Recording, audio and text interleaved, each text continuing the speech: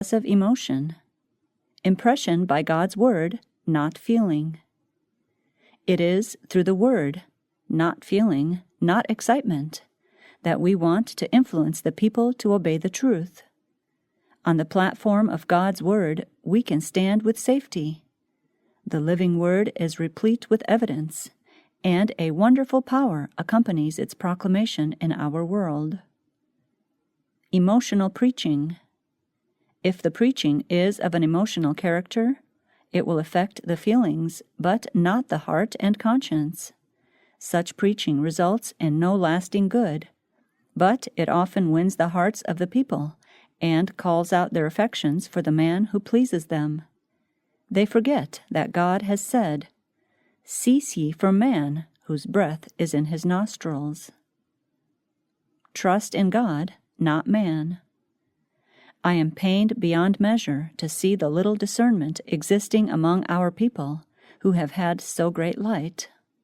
They listen to a sermon that stirs their emotions, and the language of their hearts is, "Evermore give us the ministry of this man. He moves our hearts. He makes us feel." They forget God, and praise and exalt the man to his injury and the injury of their own souls. When will those who claim to believe the truth cease from man whose breath is in his nostrils?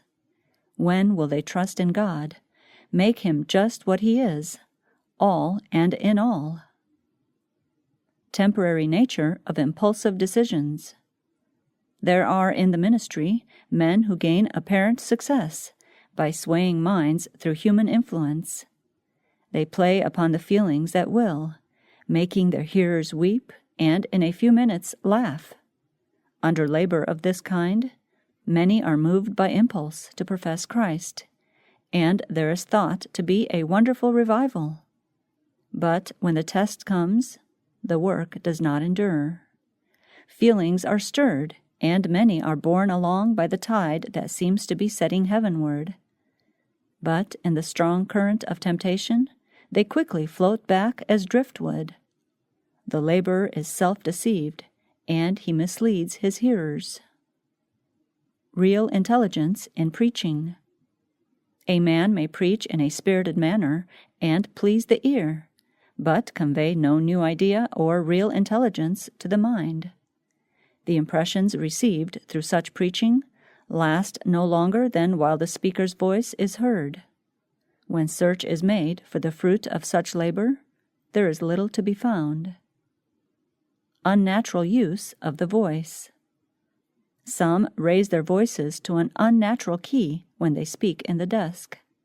Others talk very rapidly, and the people cannot hear what is said. This works disaster to themselves as well as to others, for their unnatural use of the voice results in injury to the vocal organs. They needlessly exhaust their strength and make their efforts painful to their congregation. They should exercise self-control, that quality so essential for them as ambassadors of Christ, and overcome their pernicious habits. If they would but do this, they would be able to leave a pleasant impression on the minds of their hearers, and the preaching of the truth would become attractive. Intensity without emotionalism. God would have all move calmly, considerately, choosing our words in harmony with the solid truth for this time, which requires to be presented to the mind as free from that which is emotional as possible, while still bearing the intensity and solemnity that it is proper it should bear. We must guard against creating extremes, guard against encouraging those who would either be in the fire or in the water. I beseech you to weed out of your teachings every extravagant expression, everything that unbalanced minds and those who are inexperienced will catch up, and from which they will make wild, immature movements.